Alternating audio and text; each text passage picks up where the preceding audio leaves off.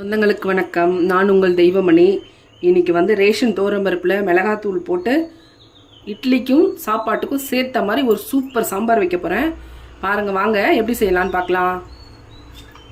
பாருங்கள், ஒரு பெரிய வெங்காயம் கட் பண்ணி வச்சுருக்கேன், இதையும் போட்டுக்கலாம்.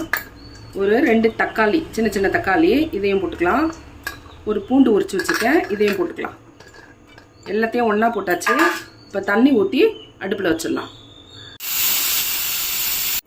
நம்ம 4 விசில் போட்டாச்சு. இது பாருங்கள், பருப்பு எப்படி சூப்பராக இருந்துச்சு, அப்படியே மலர்ந்து போச்சு பாருங்கள்.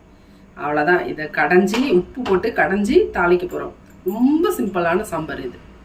பருப்பு கடைஞ்சிட்டோம். இதில் தண்ணி ஊற்றி, சாம்பாருக்கு தேவையான தண்ணி ஊற்றி ஒரு கொதி விடணும். அவ்வளோதான். ரொம்ப சலசலன்னு கொதிக்க வேணாம். சும்மா ஒரே ஒரு கொதி விட்டு ஆஃப் பண்ணிவிட்டு தாளிச்சிடலாம். நம்ம சாம்பார் ஒரே ஒரு கொதி தான் வந்துச்சு. இறக்கிட்டு நம்ம இப்போ தாளிச்சிக்கலாம். இந்த சாம்பாருக்கு டேஸ்ட்டு இந்த தாளிப்பு தான். 2 in 1 சாம்பார் இது. நம்ம சாப்பாட்டுக்கும் ஊற்றிக்கலாம், இட்லி தோசைக்கும் ஊற்றிக்கலாம். சூப்பராக இருக்கும் பாருங்கள். ஒரே ஒரு முறை இதை செஞ்சு பாருங்கள் வீட்டில். கடாயை வச்சு எண்ணெய் ஊற்றிட்டேன்.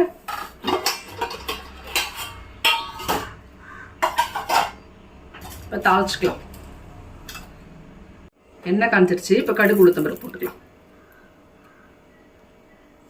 நாங்கள் நல்ல சமையல் வீடியோ பார்க்கணுன்னா தெய்வமணி சமையல் சேனலில் கிளிக் பண்ணுங்கள். உங்களுக்கு நிறைய சமையல் வீடியோ இருக்கும். அதில் எல்லாம் பார்த்து சமைச்சு பார்த்துட்டு எப்படி இருந்ததுன்னு கமெண்ட் பண்ணுங்கள். இப்போ கடுகு வெடிக்குது. இப்போ கொஞ்சமாக வெந்தயம் போட்டுங்க. கடுகு வெந்தயம் ரெண்டுமே வெடிச்சிருச்சு. இப்போ ஒரே ஒரு காஞ்ச மிளகா, ஒரு 4 பல்லு பூண்டு தட்டி வச்சுருக்கேன். இந்த பூண்டை போட்டுக்கலாம்.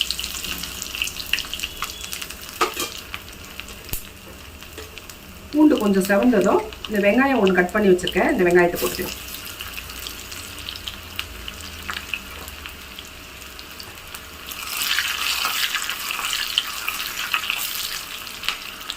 வெங்காயமும் பூண்டும் நல்லா செவந்துருச்சு. இந்த மாதிரி தான் செவக்கணும். அப்போ தான் நம்ம சாம்பாருக்கு நல்ல வாசனையை கொடுக்கும்.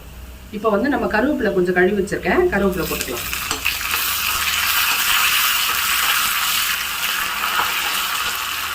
இப்போ அடுப்பை ஆஃப் பண்ணிவிட்டு கொத்தமல்லி கொஞ்சம் கிள்ளி வச்சுருக்கேன். கொத்தமல்லியை இது கூடயே போட்டுக்கலாம்.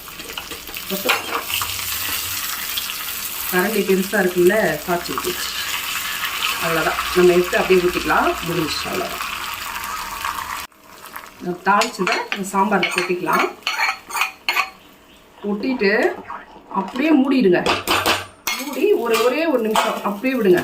அந்த வாசனை அப்படியே இருக்கும். ஒரே உங்கள் வீட்டில் செஞ்சு பாருங்கள். இந்த சாம்பார் எப்படி இருந்ததுன்னு மட்டும் கமெண்ட் பண்ணுங்கள்.